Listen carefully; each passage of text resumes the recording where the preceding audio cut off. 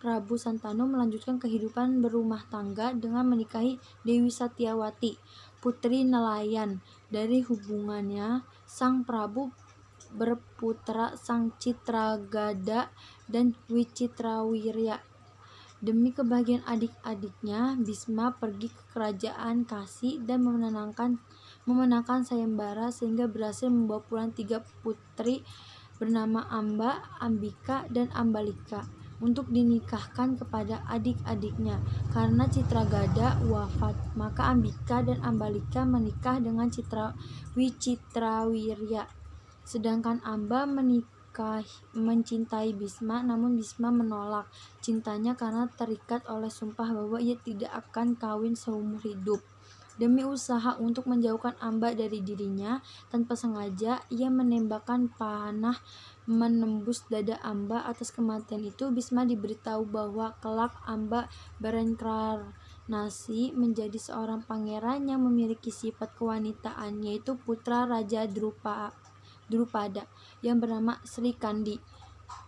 Kelak kematiannya juga berada di tangan Sri Kandi yang membantu Arjuna dalam pertemuan akbar di Kurukshetra.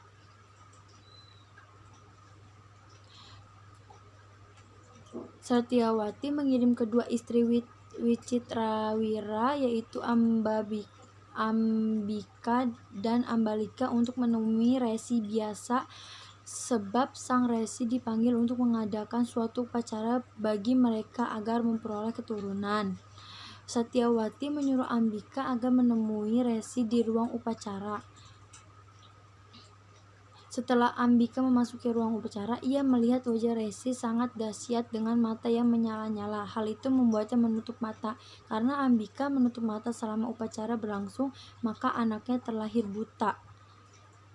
Dikarenakan Destastra terlahir buta, maka tahta Hastinapura diberikan kepada Pandu.